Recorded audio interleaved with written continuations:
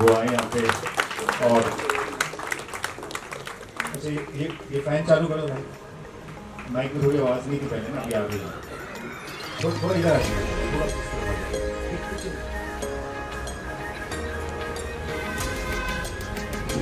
शांतनु जी बताइए कि जो कॉन्सेप्ट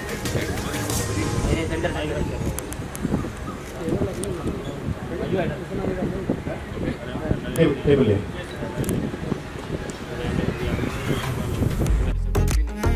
और ये जो मेरा रूप है वो है ब्रिज के गोपाल का। और मैं यहाँ पे इनकी चैतन्य महाप्रभु जी की गुहार के बाद अपने भक्त से मिलने के लिए आया हूँ। हालांकि इन्हें पता नहीं है कि मैं श्री कृष्ण हूँ और वृंदावन वासियों की सहायता करने के लिए, उनका मार्गदर्शन करने के लिए, और जितना भी अधर्म वहाँ हो रहा है तो उसको ख़त्म करने के लिए, ताकि वो जो भक्ति और प्रेम भावना है वृंदावन की धरती पे वो कभी ख़त्म ना हो।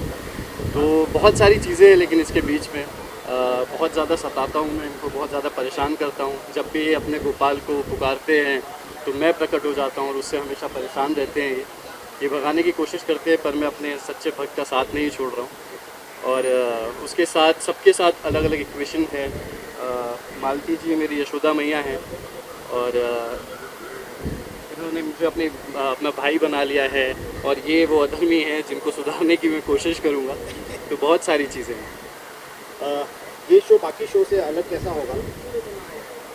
आप मतलब हर रोज़ कुछ ना कुछ आपको नया देखने को, नया सीखने को मिलेगा। कृष्ण जी की कहानी बहुत लोगों ने देखी है, बहुत तरीक़ों से देखी है। तो लोगों के बीच में रह के जो उनकी रोज़ की दिक्कतें हैं, या जिस तरीके से छोटी छोटी चीज़ों पे उनको एक छोटी छोटी सीख दे के उनके जीवन को बेहतर बनाया जा सकता है, तो उस चीज़ पे ज़्यादा ध्यान रखते हुए हम कोशिश कर रहे हैं। अनुल, अपने किरदार के बारे में बताइए कि आप जो किरदार कर रहे हैं। जी, मैं राधा का किरदार निभा रही हूँ। और जैसा कि इन्होंने कहा, राधा के बारे में मुझे कुछ बोलने की ज़रूरत नहीं, आप सभी जानते हैं। तो राधा कृष्ण के बिना अधूरी है, कृष्ण राधा के बिना अधूरे हैं। तो हमारी पहला ही एपिसोड है जिसमें हमारा अच्छा खासा डांस रास रच रही है। तो और मैंने इन्हें वचन दिया है कि मैं भले ही वृंदावन चला गया हूँ, हाँ, पर हर दिन निधिवन में वो मुझे मिलने के लिए अवश्य आया करूँगा। और जिस दिन वो वचन अगर मैंने तोड़ दिया तो मुझे ये रूप त्यागना पड़ेगा। तो एक बहुत बड़ी जिम्मेदारी है ये। हाँ जी, बिल्कुल। आपने बहुत सारे शोज़ किए हैं, तो इस शो में नया मैसेज, जो ऑलरेडी पता है कि हर एपिसोड में कुछ ना कुछ मैसेज है ऑडियंस के लिए, बिल्कुल। तो कैसा लग रहा है कि को एक्टर्स के साथ काम करके? जी, मैं बहुत लकी हूँ कि मुझे इतनी प्यारी टीम मिली है।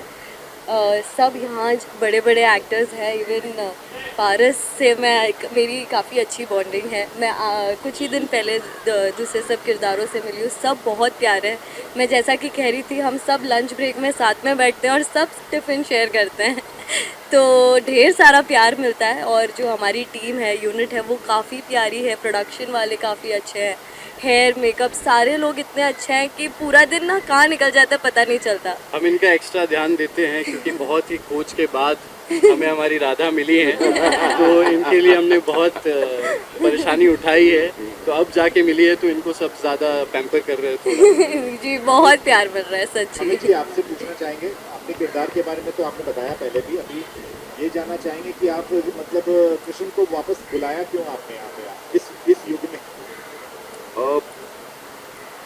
जिन लोगों को चैतन्य के बारे में पता नहीं है कि चैतन्य उनको ये विश्वास था कि एक दिन उनके प्रभु उनको दर्शन देंगे। और दर्शन इसलिए देंगे, एक क्योंकि समाज में इतनी सारी बुराइयां हैं, दूसरा भक्ति में लीन होकर उन्हें विश्वास है कि अगर भक्त अपने प्रभु की सही मायने में भक्ति करता है तो प्रभु एक ना एक दिन उनको दर्शन देंगे। और इसी पे पूरा शो आधारित है। अपने भक्त की गुहार सुन के भगवान कृष्ण एक ग्वाला गोपाल बन के आ तो गए, लेकिन वो अभी भी उनको दर्शन नहीं दे रहे। और जैसे भी पारस ने बताया कि जब भी मैं कहता हूँ मेरे गोपाला मेरी मदद कर या मेरी रक्षा कर, फट से प्रकट हो जाता है, मैं गोपाला आ तो गया हूँ। कहते नहीं, मैं तो अपने प्रभु कृष्ण गोपाल की बात कर रहा हूँ। अब जिस गाँव में आए हैं, वहाँ के जो बहुत बड़े जो विलेन हैं हमारे शो के, जो सबसे बड़े एंटागनिस्ट हैं, पंकज सर, और फिर उनके साथ साहूकार और सुजाता, ये लोग ऑलरेडी इतना अत्याचार कर रहे हैं। और वो नहीं चाहते कि ये भक्त आके इस गांव में रहे, वृंदावन में गांव में रहे, तो एक फिक्टिशियस कह सकते हो या एक वृंदावन का प्रतीक हो, तो वहाँ पर अपने भक्त की रक्षा हमेशा ये करते हैं। और इससे अभी तक पता नहीं है कि ये लोग बुरे हैं, क्योंकि अच्छाई और बुराई की उसको लगता है कि जो प्रभु की भक्ति में लीन है, जो कि जेन्युइन है, उसके साथ तो अच्छा ही होगा। तो उस तरह का उसको अपनी सुध-बुध खो के भक्ति मूवमेंट और मतलब जिस तरह की चौपाइयाँ हैं, जो जिस तरह चौपाइयाँ लिखी गई हैं इस शो में, वो उसकी भक्ति का प्रतीक है। और फिर जाके यशोदा मैया की जो प्रतीक हैं मालती, उनसे जब मुलाकात होती है, फिर आगे जाके पता नहीं, मैं तो ये है कि बिकॉज मैं जब भी कहता हूँ कि राधा मतलब एक डायलॉग है जिसमें कि शंकर जी भी मतलब अपनी देवी के और पार्वती के बगैर अधूरे थे, तो राधा कृष्ण जी भी राधा, तो हर एक भगवान भी अपने बेटर हाथ के बिना अधूरा है। तो आई एम श्योर कि एक दिन मैं सिर्फ कृष्ण के प्रतीक को नहीं, राधा जी का भी दर्शन करना चाहता हूँ। तो ये है किरदार। Thank you. आप लोग आगे ना 1-to-1 भी करना है। किरदार तो हर अच्छा है, लेकिन ठीक है, नेगेटिव ज़्यादा करता हूँ मैं और लगातार नेगेटिव ही करता आया हूँ। लेकिन इसमें ज़्यादा मज़ा है इस किरदार में, क्योंकि इसमें मैंने पहले भी कहा था कि आपको निमाई बाली नज़र नहीं आएगा, इसमें एक अलग कैरेक्टर नज़र आएगा। क्योंकि इसके लिए मैंने जो रोल है उसको इस पर्सनैलिटी के साथ कैरी करना बड़ा डिफ़िकल्ट है, तो उसके लिए मैंने काफ़ी कुछ किया जो आप देखेंगे आपको पता चल जाएगा। But I am really enjoying this role और यूनिट हमारा कमाल है। एक्ट्रेस के बारे में कुछ बताइए। वो एक्टर्स अमेजिंग, क्या बताऊँ मैं, जितनी तारीफ़ करूँ उतनी कम। जैसे पारस है, पारस कितना टैलेंट, पंकज भाई, मैं दोनों मतलब इतने कमाल एक्टर, इतने अच्छे इंसान, मतलब मैं तो घर से खाना ही लाता, यही खिलाते रहते हैं मुझे। But nice, it is all over, मतलब ऐसा है कि बड़ा मज़ा आता है पूरा दिन। अमित है, फिर हमारे प्रोड्यूसर्स इतने अच्छे हैं, यूनिट इतनी अच्छी है, तो बड़ा एक अच्छा एक लगाव सा हो गया सबके साथ। पंकज जी बताइए, तेनालीराम और अभी नया, इसमें क्या नया क्या? अभी आपकी फिल्म भी आई, थोड़ा हिट हो गई है पंजाबी। हाँ, मेरा क्या है कि मेरी आवाज़ आ रही हाँ, मुझे अलग अलग किरदार करने की आदत है। मैं हमेशा से ही अलग अलग किरदार करता चला आया हूँ। तेनालीरामा का जो किरदार किया वो बिल्कुल अलग था, जिसमें 9 के 9 रस थे। इस किरदार में कुछ अलग डायमेंशंस हैं, अलग परतें हैं। ये अपने आप में ही भगवान बना फिरता है गांव में, एक अपना एक इसका वर्चस्व है। और कहीं इसको लगा कि ये जो थ्रेट है, ये चैतन्य जो आया है गांव में, ये थ्रेट है, तो किस तरीके से ऑब्स्टेकल्स, रुकावटें, बाधाएं, वो सब चल रहा है और कैसे कैसे अड़चने पैदा कर रहा है, क्या क्या मैनिपुलेट कर रहा है, वही सब इसके अंदर आगे धीरे धीरे सामने आएगा। और पूरे गांव की जो लोग हैं वो किस तरीके से इसमें कितना विश्वास करते हैं, इसको अपना स्वामी मानते हैं, भगवान मानते हैं, ये चमत्कार करता रहता है। तो ये अलग किस्म का किरदार है। तेनालीरामा अलग किस्म, तेनालीरामा में थोड़ा वो क्या था कि उसमें वो कॉमिकल विलन था, ये थोड़ा सा स्ट्रेट, हाँ थोड़ा टफ विलन है। तो इंटरेस्टिंग पढ़ते हैं। हाँ, पंजाबी फिल्म भी बहुत अच्छी है, बहुत अच्छी चल रही है। तो ऐसे ही बस अलग अलग किरदार करते रहना चाहूँगा और आनंद लेता रहूँगा। रेशम जी, आप अपने किरदार के बारे में बताइए। मालती, जैसे कि मैंने कहा, मालती इज़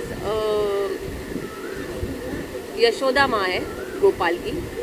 और पहले तो मैं ये कहना था कि पहली बार मैं कुछ, I would not call it a mytho, but something similar to mytho, मैं पहली बार ऐसा शो कर रही हूँ और मुझे बहुत टाइम से करना था। लेकिन मैं हमेशा डरती थी कि बाबा माइथो से होगा कि नहीं, क्योंकि जैसे मैं अभी तक रोल करती आई हूँ, ज़्यादा से ज़्यादा मैंने 80% कॉमेडी रोल्स किए हैं, फ़नी रोल्स किए हैं, या तो फिर स्टार प्लस के शोज़ जो हमारे नॉर्मल आते हैं। लेकिन ये कुछ अलग है, लेकिन मुझे मज़ा आ रहा है बिकॉज मुझे कुछ अलग करने मिल रहा है। It's like a little challenging for me.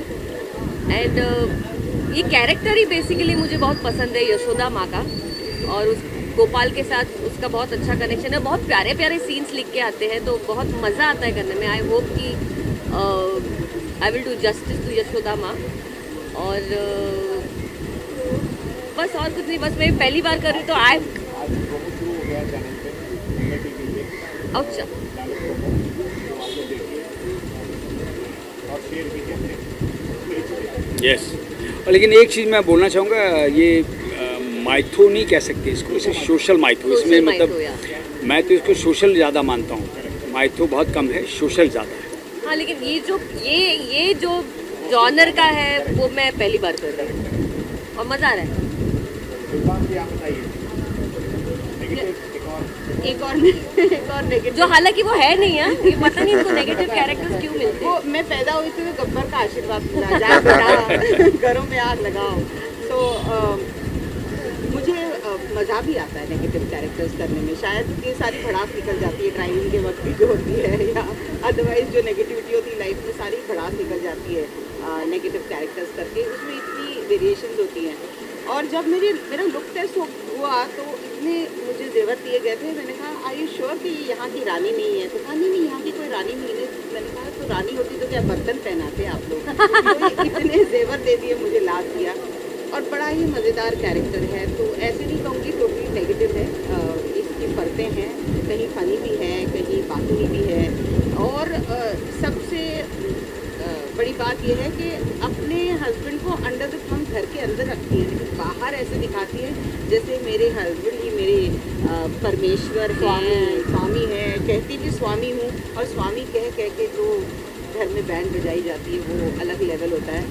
और जो भी मैं कर रही हूँ इस शो में, वो इसलिए कर रही हूँ ताकि मेरा सुहाग कायम रहे। अब ये पता नहीं कि उनकी मोहब्बत में कर रही हूँ या इसलिए कर रही हूँ कि अगर स्वामी नहीं रहेंगे तो जेवर नहीं रहेंगे, वो नहीं पता, बट कर रही हूँ। जो भी कर रही हूँ अपने पति के लिए कर रही हूँ, अपने सुहाग के लिए कर रही हूँ। और एक ही ये सुजाता ऐसा कैरेक्टर है जो किसी से नहीं डरता है सिवाय सिर्फ मालती से डरता है। और मुझे ऐसा लगता है ये मेरा इंटरप्रिटेशन है, शायद इसलिए क्योंकि ये कैरेक्टर जो है मालती सच्ची है और सच्चाई से बुराई डरती ही है। और that is the reason why I thought that शायद इसलिए ऐसा कैरेक्टर लिखा गया है कि सिर्फ एक इंसान से पूरे वृंदावन में सुजाता कहीं ना कहीं डरती है, वो है Malti. Thank you. Rolling all rolling. Shantanu ji, इस शो के बारे में बताइए कि डिफरेंट क्या इसमें पेश करने वाले हैं आप?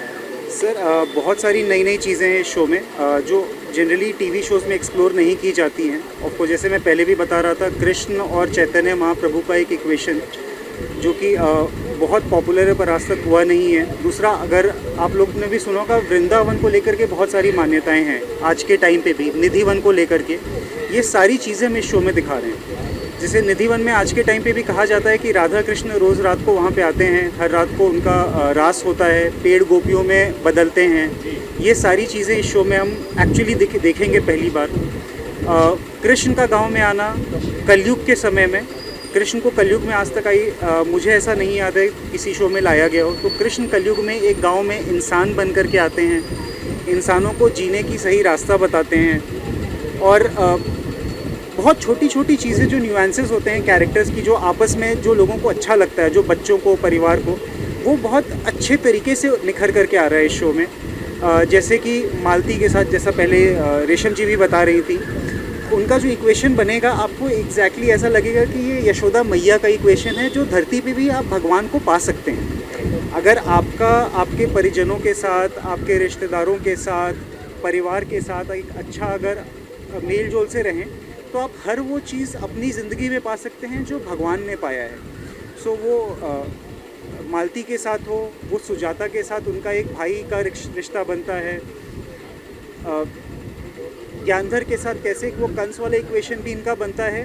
बट एक अच्छी सीख उसमें ये निकल करके आती है कि बुराई को ख़त्म करने का मतलब बुरे इंसान को ख़त्म करना नहीं है, बुराई को ख़त्म करना है। तो इस टाइप से बहुत सारे अच्छे मैसेजेस यहाँ पे भगवान दे रहे हैं। और ये जो इतनी सारे मैसेजेस एक बहुत ही इंटरटेनिंग तरीके से दे रहे हैं, एक ऐसे सोशल बैकड्रॉप पे दे रहे हैं जो कि आप अगर देखेंगे तो आपको लगेगा हाँ ऐसी चीज़ें मेरे घर पे भी होती हैं। वो लालच को लेकर के हो, या जो छोटी छोटी चीज़ें हम लोग अपने ज़िंदगी में हम जिन इमोशंस के थ्रू गुजरते हैं, उन सब इमोशंस को हम डील करते हुए कैसे भगवान सिखा रहे हैं कि आप नॉर्मल इंसान होते हुए भी अच्छे और कैसे बन सकते हो, एक बहुत ही इंटरटेनिंग तरीके से। हमेशा नए सोशल मैसेज और जी। डिफरेंट शोज के साथ आप जितने भी शोज हैं सब डिफरेंट हैं। आपका शो सोशल माइक्रो है, तो ये एसोसिएशन के बारे में बताइए दंगल टीवी के साथ आपको। सर बहुत बढ़िया एसोसिएशन रहा है ये। इनफैक्ट मैं शुक्रिया कहना चाहता हूँ मनीष जी का, रोहिणी का और दंगल की पूरी प्रोग्रामिंग टीम का।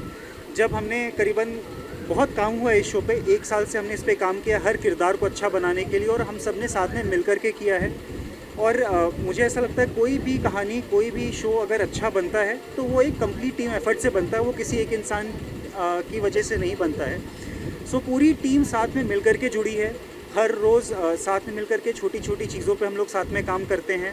और जब हमने उन्हें दंगल की टीम को जब हमने हमारी सोच बताई कि हम ये शो क्यों करना चाहते हैं और इस शो के थ्रू हम कह क्या रहे हैं, लकीली ऐसी बात थी जो शायद सबको एक बार में ये चीज़ जम गई और हमने मिलकर के डिसाइड किया ये शो हमें, ये कहानी वैसी कहानी, ये किरदार वैसे हैं जो हमें ज़रूर कहना चाहिए। तो डेफिनेटली मैं अगेन थैंक्स करना चाहूँगा पूरी दंगल की टीम का। साथ में मिलकर के अच्छा एक शो बनाने की कोशिश कर रहे हैं।